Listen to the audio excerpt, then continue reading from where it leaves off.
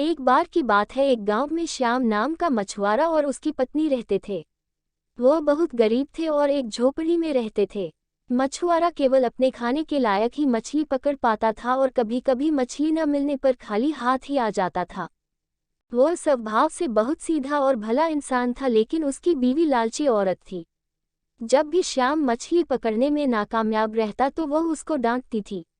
एक दिन की बात है, श्याम मछली पकड़ने के लिए समुंदर में गया। वहां जाकर पूरे दिन मछली पकड़ने पर उसके हाथ कोई मछली नहीं आई, लेकिन जैसे ही शाम को वह मछली पकड़ रहा था, उसके जाल में एक मछली फंस गई जो देखने में बड़ी थी और शार्क मछली जैसी दिख रही थी।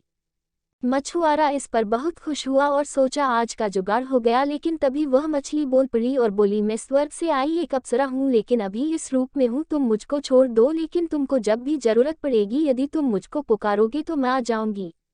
यह सुनकर श्याम ने उस मछली को छोड़ दिया और खाली हाथ ही घर की ओर चल दिया। घर जाने पर जब उसकी बीवी ने खाली हाथ आने का कारण पूछा तो उसने सारी बात बता दी।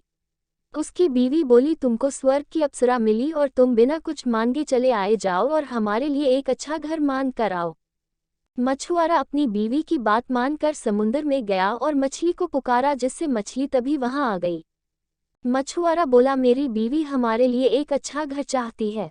मछली बोली, ठीक है, हो जाएगा, घर जाओ। श्याम जैसे ही घर गया, उसकी झोपड़ी एक अच्छे घर में बदल गई थी। कुछ दिनों बाद उसकी बीवी बोली, यह इस घर में आंगन और छत नहीं है, यदि हमारे बच्चे होंगे तो वो कहाँ कर खेलेंगे, इसलिए तुम जाकर मछली से बड़ा घर आंगन और छत के साथ मांगना। मछुआरा गया और मछली को पुकारा, जिससे मछली तभी उसके सामने आ गई।